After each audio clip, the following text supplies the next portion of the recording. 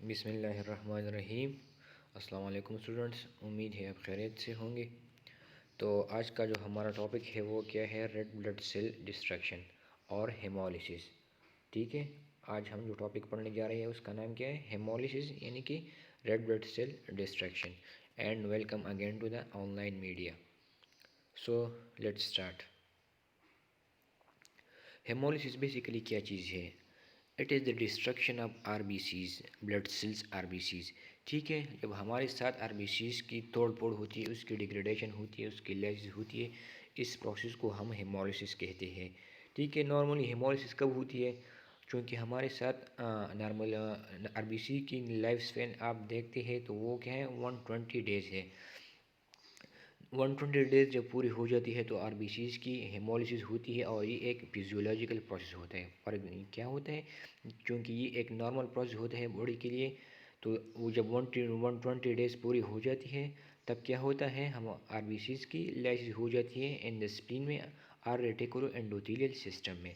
ठीक है, अब फॉर एग्जांपल हमारे साथ एक आरबीसीज की लाइफ स्पैन क्या है, 120 डेज से कम है। फॉर एग्जांपल अब ये 80 दिन में है या 60 दिन में है, और इस दौरान अगर इसकी हेमोलिसिस हो जाती है, उसकी लाइसिस हो जाती है, तो इस प्रोसेस को हम फिर क्या कहेंगे, पैथोलॉजिकल हेमोलिसिस। ठीक है, कि क्योंकि अब ये एक नॉर्मल प्रोसेस नहीं है, ये अपनी ड्यूरेशन से, ये अपनी लाइफ स्पेन से पहले मर चुका है या पहले मर गया है।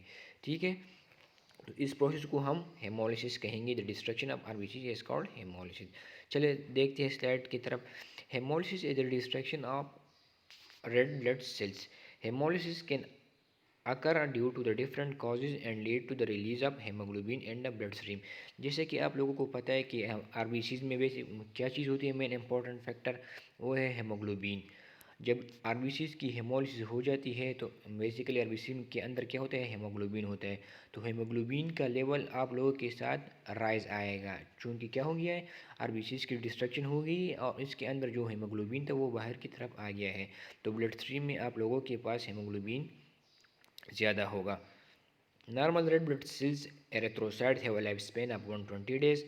After they die, they break down and removed by the circulation by the spleen।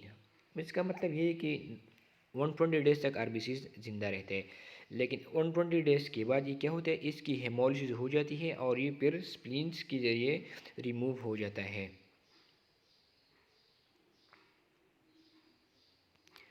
अब चूँकि आप लोगों को पता है कि हमने हेमोग्लोबिन का स्ट्रक्चर पढ़ा था। हेमोग्लोबिन में बेसिकली 4 मेन चीज़ें होती है। 2 अल्फा चेन होती है, globin chain, 2 beta globin chain, और इसके साथ 4 हीम मालिक्यूल प्रेजेंट होती है। और हीम मालिक्यूल के अंदर फिर क्या होता है, आयरन मौजूद होता है।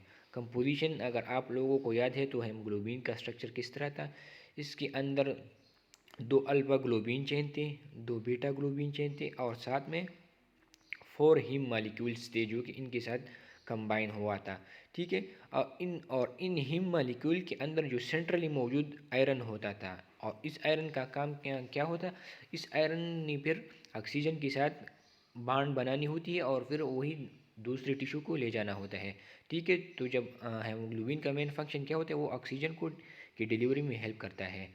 तो इसका मतलब ये है कि ऑक्सीजन की डिलीवरी कौन करता है, इसके हीम के अंदर जो आयरन मालिक्यूल है इसी के साथ ऑक्सीजन की कम्बिनेशन होती है और फिर वो मुख्तलिफ टिश्यू में वो डिस्ट्रीब्यूट करता है। तो अब चूँकि हमारे साथ हेमोलिसिस होती है, मतलब आरबीसीज की डिस्ट्रक्शन हो रही होती है, तो आरबीसीज के अंदर जो मेन फैक्टर है, आरबीसी के अंदर हेमोग्लोबिन की भी डिस्ट्रक्शन होगी, और हेमोग्लोबिन के अंदर क्या है, हीम पार्ट है। तो अब हम इस हीम पार्ट की डिग्रेडेशन पढ़ने जा रहे हैं कि इसके अंदर बेसिकली क्या होता है। Red blood cells are degraded by the cells of the reticular endothelial system, particularly in the spleen and liver after 120 days in the circulation। मतलब ये है कि जब रेड ब्लड सेल क्या होती है, उसकी डिग्रेडेशन होती है रेटिकुलो एंडोथीलियल सिस्टम में। ठीक है, ये क्या होता है, ये एक सिस्टम होता है जो कि मोनोन्यूक्लियर पेगोसिटिक सिस्टम हम इसको भी कहते हैं, जिसके अंदर मोनोसाइट्स होंगे एंड मैक्रोफेजेस होंगे, जो कि इन आरबीसीज को, जो कि या तो एमेच्योर है या इसमें कोई ख़राबी आ गई है या इसकी लाइफ स्पेन अगर पूरी हो गई है तो उनको डिस्ट्रॉय करेगा reticulo endothelial system of the spleen and liver. और इनके अंदर मेन कंपोनेंट्स क्या होती हैं, मैक्रोपेजेस होती है एंड मोनोसाइट होते हैं, जो कि इन आरबीसीज की डिस्ट्रक्शन करवाता है। Therefore, the principal site of the hemoglobin catabolism are the spleen and liver। तो इसका मतलब कि अब ये प्रिंसिपल साइट कौन सा होगा, स्प्लीन एंड लीवर होगा, जिसके अंदर आरबीसीज की हेमोलिसिस होती है। और reticuloendothelial system consist of spleen and liver, इसी के अंदर रेटिकुलो एंडोथेलियल सिस्टम मौजूद होता है, जो कि आरबीसीज की डिस्ट्रक्शन में हेल्प करते हैं, उनको डिस्ट्रॉय करते हैं, उनको बॉडी से बाहर निकाल देते हैं। अगर उनका लाइफ स्पेन पूरा हुआ हो या कोई डिजीज़ कंडीशन आ गया है, फॉर एग्जांपल डिफरेंट कंडीशन आ सकते हैं, तो उनके अंदर जब आरबीसीज की मेम्ब्रेन में या दूसरी इंजाइम वगैरह में कुछ फंक्शन एब्नॉर्मलिटीज़ आ जाए, तो बॉडी उनको as a foreign substance recognise करता है, तो फिर रेटिकुलो एंडोथेलियल सिस्टम उसको डिस्ट्रॉय करता है और उसको रिमूव करता है बॉडी से। Bilirubin is the end product of haemoglobin catabolism.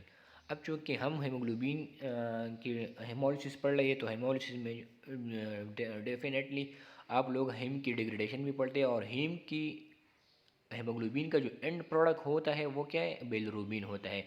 और ये बिलिरुबिन बेसिकली हीम पार्ट से रिलीज होता है, हीम पार्ट से बनता है, ठीक है।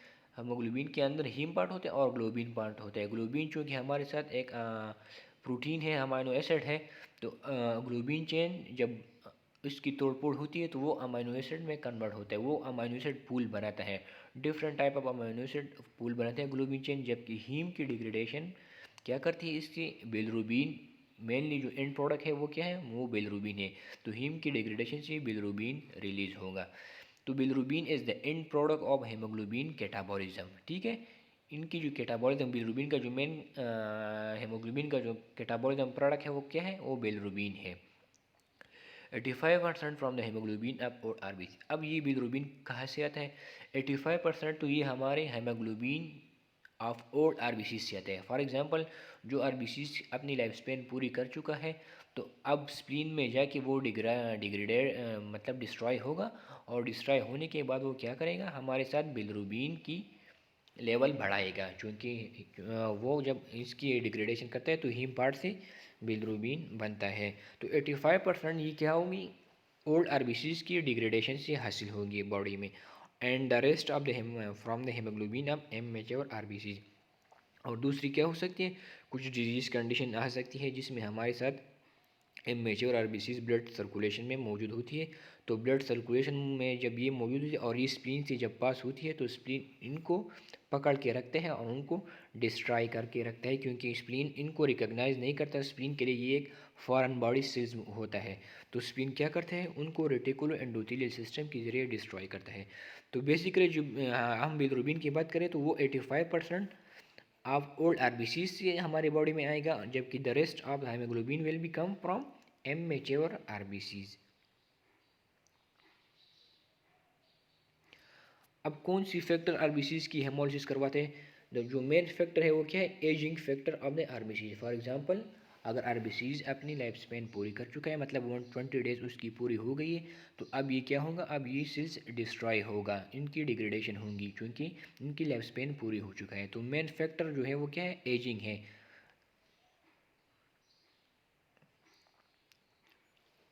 Types of haemolysis. अब हेमोलिसिस, एक तो हेमोलिसिस ये है कि हम आरबीसीज की डिस्ट्रक्शन पढ़वा रहे हैं, तो आरबीसीज की डिस्ट्रक्शन बेसिकली दो मेन जगहों पर होती है, एक है इंट्रावास्कुलर हेमोलिसिस एंड एक है एक्स्ट्रा वास्कुलर हेमोलिसिस, ठीक है।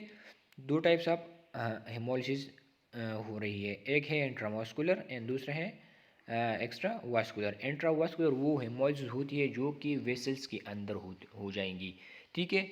इंट्रावास्कुलर हेमोलिसिस वो होंगी हागा हेमो दे तब हागा हेमोलिसिस कम ची वेसल्स की दन की, जबकि एक्स्ट्रावास्कुलर बहागा हेमोलिसिस भी कम ची वेसल ना बाहर की वगैरह में टिश्यू वगैरह दीज गुने की, ठीक शो। इंट्रावास्कुलर बता मुंग तरह वेसल्स की दन की एंड एक्स्ट्रावास्कुलर बाहर की। इंट्रावास्कुलर हेमोलिसिस में भी फिजियोलॉजिकल और पैथोलॉजिकल, मतलब ये है कि इंट्रावास्कुलर हेमोलिसिस हमारे साथ फिजियोलॉजिकल भी हो सकता है एंड पैथोलॉजिकल, लेकिन फिजियोलॉजिकल इंट्रावास्कुलर हेमोलिसिस बहुत ही कम होता है, क्योंकि बेसिकली जब हमारी बॉडी में कोई डिसीज़ अपनी लाइफ स्पेन पूरी करता है, तो वो रेटिकुलर एंडोथेलियल सिस्टम मतलब स्प्लीन और लिवर में आके उनकी डिस्ट्रक्शन होती है। इन इंट्रावास्कुलर में उनकी हेमोलिसिस नहीं होती, ये नॉर्मल प्रोसेस नहीं है।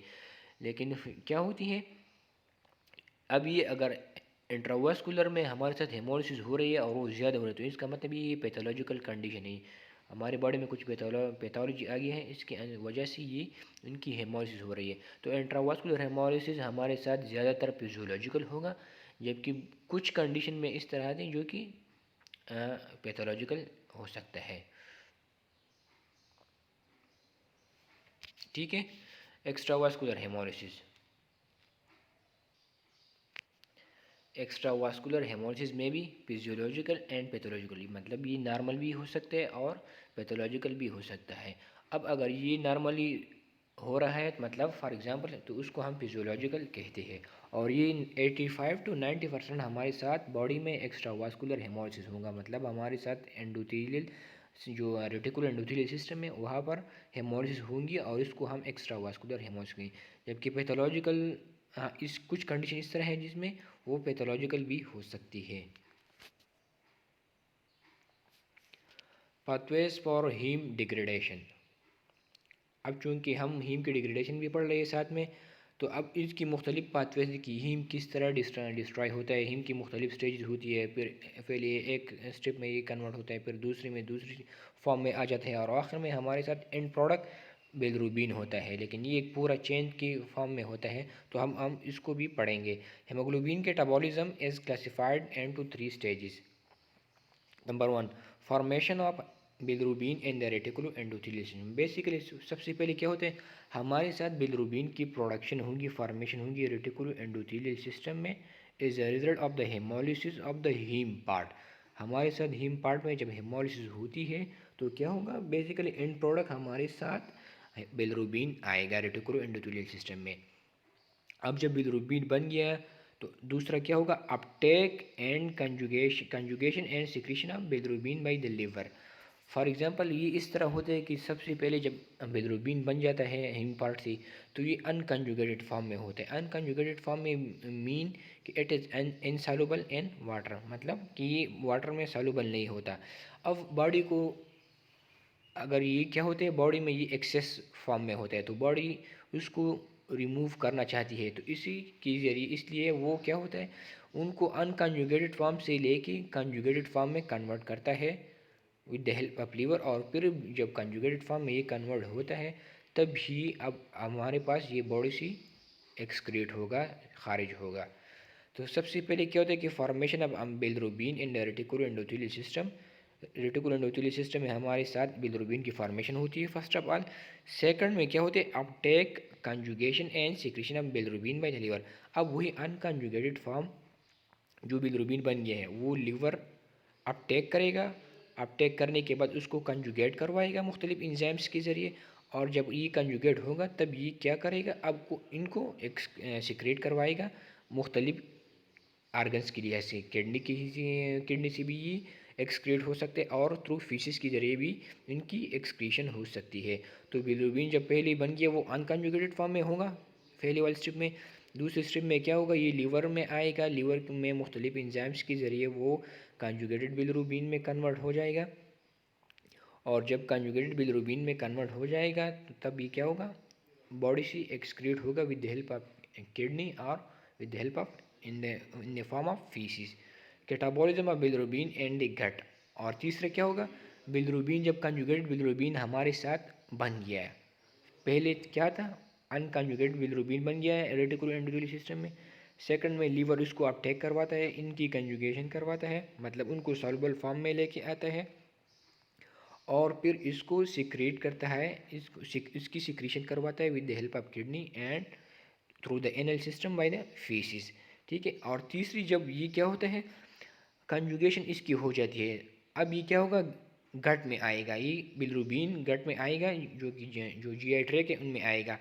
तो वहाँ पर क्या होगी, कैटाबॉलिज्म ऑफ बिलिरुबिन, ये मुख्तलिफ एंजाइम बिलिरुबिन पे एक्ट करवाएंगे और उनको मुख्तलिफ फॉर्म में चेंज करवाएगा, फॉर एग्जांपल स्टर्कोबाइलिनोजन, यूरोबाइलिनोजन, और फिर इसी फॉर्म में वो बॉडी से एक्सक्रीट होगा, इससे बॉडी से खारिज होगा। Extravascular haemolysis. Extravascular haemolysis is the name indicate कि ये वेसल से बाहर होगा। Occur in the spleen, liver and bone marrow, इन जगहों पर एक्स्ट्रावास्कुलर हेमोलिसिस हो सकती है क्योंकि ये जगह क्या है, वेसल से बाहर है, मतलब वेसल्स के अंदर नहीं हो रही है। अब इस डायग्राम को आप लोग देखें तो ये क्या है, एक्स्ट्रावास्कुलर हेमोलिसिस का पूरा एक खाका बनाया हुआ है। ठीक है, पहले क्या होते हैं, अब गौर से इनको देखें। सबसे पहले हमारे पास है हेमोग्लोबिन। हेमोग्लोबिन की हेमोलिसिस हो गई तो हेमोग्लोबिन दो पार्ट में कन्वर्ट हो गया, एक है हीम, दूसरा है ग्लोबिन। ठीक है, अब ग्लोबिन पार्ट क्या होगा, क्योंकि ग्लोबिन हमारे साथ प्रोटीन इन नेचर है, तो इसकी डिग्रेडेशन जब होती है तो ये अमाइनो एसिड में कन्वर्ट होगा और अमाइनो एसिड से डिफरेंट अमाइनो एसिड फूल बनाएगा। ठीक है, एक तालाब बनेगा अमाइनो एसिड का, तो ग्लोबिन पार्ट तो अमाइनो एसिड में कन्वर्ट हो जाएगा। जबकि हीम पार्ट क्या होगा, हीम पार्ट कन्वर्ट होगा with the help of haem oxygenase, जहाँ पर एक एंजाइम रह गया है, हीम ऑक्सीजनेज के जरिए ये बिलीवर्डिन में कन्वर्ट होगा। ठीक है, और बिलीवर्डिन जब अब क्या होगा, एक एंजाइम यहाँ पर भी मिसिंग है, बिलीवर्डिन रिडक्टेज, इनकी इन एंजाइम की वजह से फिर ये फ्री बिलिरुबिन में कन्वर्ट होगा। दोबारा से देखिए, हीम कन्वर्ट होगा बिलिरुबिन में, बिलीवर्डिन में with the help of heme oxygenase. With the help of heme oxygenase, heme will be converted to biliverdin, and this biliverdin will then converted to free bilirubin with the help of biliverdin reductase enzyme. इन दो enzyme को आप लोग note कर ले, पहले वाले में haem oxygenase है यहाँ पर, जबकि दूसरी में बिलिवर्डिन रिडक्टेज है। तो हीम पार्ट पहले बिलिवर्डिन में कन्वर्ट होगा, बिलीवर्डिन में कन्वर्ट होने के बाद ये फ्री हेमोग्लोबिन, फ्री बिलिरुबिन में कन्वर्ट होगा with help of biliverdin reductase. अब फ्री जो बिलिरुबिन बन गया, ये क्या होगा, पहले हमने कहा कि ये हमारे साथ अनकंजुगेटेड फॉर्म में होता है। अब बॉडी को अगर उसने निकलवाना है, मतलब चिकर द बॉडी उबास नदीरा पर दा पकार द अनकंजुगेटेड बिलिरुबिन बा मुंग बिल कंजुगेटेड बिलिरुबिन ने कन्वर्ट को अनकंजुगेटेड फॉर्म की जिक्र दावी तो दा बॉडी नशी एक्सक्रीट कवले दफा इनसॉल्युबल फॉर्म की भी जिक्र दावा समूह पर बॉडी के पर एक्सेस अमाउंट सर मौजूद हुई, चूँकि दा समूह बॉडी तो नुकसान रहा से या कम जड़ होने के रंग जिन्हें माशूमान अक्सर पर जड़ी की चीज़ बंदा ज़्यादा तरत की ताज़ पते कल की माशूम पैदाशी आगता इनिशियल स्टेज की आगा मुंग वाइज जड़ा शेरे no هغه به دا هغه سکین تاسو ګور سترګې یا دا ټوټل سکین چې کوم دی دا زیړ وي، دا د څه د وجې نه زیړ وي، دا د بیلروبین کنجوګیشن د وجې نه زیړ وي، چونکې هغو کې ان کنجوګیټډ بیلروبین دومره سیوای او د هغو لیور چونکې فنکشنل نه وي، چونکې هغه ډېر ماشومان نو لیور یې فنکشنل نه وي، نو هغه ان کنجوګیټډ فارم کې پاتې شي، چې ان کنجوګیټډ فارم کې پاتې شي نو هغه اپیر کېږي ان د فارم اف یلو ټیک شو، نو هغه بیا څه کېږي چې سترګې او سکین مونږ سره بیا زیړ زیړ ښکاري، دا د څه د وجې نه وي، دا د انکنجوګیټډ بیلروبین نه اکامولیشن د وجې نه، چونکې زمونږ او که فرض کړو مونږ اډلټ واخلو نو په اډلټ لیور چې دی دا یو فنکشنل پارټ دی، دا میچور وي، نو چې کوم انکنجوګیټډ بیلروبین راځي نو هغه ډایرکټ کنجوګیټډ ته کنورټ کېږي او د کنجوګیټډ نه پس دا بیا ایکسکریټ کېږي. صحیح ده. हाँ, तो अच्छा आते हैं स्लाइड्स की तरफ। तो क्या होता है, हीम का कन्वर्ट हो गया बिलिरुबिन में, बिलिरुबिन कन्वर्ट हो गया बिलिरुबिन में, बिलिरुबिन जो फ्री बिलिरुबिन है ये अल्बुमिन के साथ कंबाइन होता है। ठीक है, अब यहाँ पर जो बिलिरुबिन बन गए वो अनकंजुगेटेड फॉर्म में है, अब ये अल्बुमिन के साथ कंबाइन हो कि लीवर में आ जाएगा। ठीक है, तब लीवर में जब आ जाएगा तो ये मुख्तलिफ ग्लूकोरोनिक एसिड ये एक एंजाइम है, ये हम आगे भी पढ़ेंगे। ठीक है, इनकी वजह से ग्लूकोरोनिक एसिड की वजह से ये जो अनकंजुगेटेड बिलिरुबिन था ये कंजुगेटेड फॉर्म में कन्वर्ट हो गया, बिलिरुबिन कंजुगेटेड बिलिरुबिन बन गया। अब जब कंजुगेटेड बिलिरुबिन बन गया लीवर में, अभी क्या होगा, बाइल डक्ट के ज़रिए जीआई ट्रैक में आएगा, इंटेस्टिनल ट्रैक में आएगा। ठीक है, कंजुगेटेड बिलिरुबिन क्या हो गया, बाइल डक्ट्स के ज़रिए जीआई ट्रैक में आ गया, इंटेस्टिनल जो ट्रैक्ट है उनके अंदर आ गया है। ठीक है, अब ये क्या होगा, बॉडी से एक्सक्रीट होगा, जनरल सर्कुलेशन में आएगा, जनरल सर्कुलेशन के अंदर जब जनरल सर्कुलेशन में ये अनकंजुगेटेड बिलिरुबिन आ जाएगा तो ये किडनी में चला जाएगा और किडनी से फिर यूरिन के जरिए एक्सक्रीट होगा in the form of urobilin. Basically ये पहले जब ये बाइल डक्ट में आता है तो बाइल डक्ट में हमारे साथ मुख्तलिफ़ तरह के एंजाइम्स मौजूद, बैक्टीरिया मौजूद होते हैं, जो कि ये बैक्टीरिया इन कॉन्जुगेटेड बिलिरुबिन को कन्वर्ट करता है यूरोबाइलिनोजन में, ठीक है, यूरोबाइलिनोजन में कन्वर्ट कर देता है। अब ये यूरोबाइलिनोजन क्या करते हैं, इन यूरोबाइलिनोजन इन फॉर्म में ये बॉडी से एक्सक्रीट होता है with the help of kidney and urine, और ये दूसरी किस तरीके से एक्सक्रीट होगा, with the help of faeces, ठीक है। यूरोबाइलिनोजन फीसिस के जरिए जो एक्सक्रीट होता है उनको हम स्टर्कोबाइलिनोजन कहते हैं, जबकि किडनी में यूरिन की जरिए जो एक्सक्रीट होता है उनको हम यूरोबाइलिन कहते हैं। पहले ये यूरोबाइलिनोजन होता है, फिर किडनी यूरिन में ये यूरोबाइलिन के जरिए यूरोबाइलिन तक को कन्वर्ट होता है, और फीसिस में ये स्टर्कोबाइलिनोजन को कन्वर्ट करता है, और फिर हमारी फीसिस का बेसिकली जो ब्राउन कलर होता है वो स्टर्कोबाइलिनोजन की वजह से होता है, और यूरिन का जो कलर होता है, ये जो पेल कलर होता है वो भी यूरोबाइलिन की वजह से होता है। ये था एक्स्ट्रावास्कुलर हेमोलिसिस। नेक्स्ट लेक्चर में हम इसकी जो इंट्रावास्कुलर हेमोलिसिस है वो पढ़ेंगे। चूँकि ये लेक्चर बड़ा है तो हम इसको दो पार्ट में कन्वर्ट करेंगे। एक पार्ट हमने आज पढ़ लिया, दूसरा हम कल पढ़ेंगे। अगर कोई क्वेश्चन हो तो आप पूछ सकते हैं मुझसे, ठीक है। तब तक के लिए अल्लाह हाफिज़।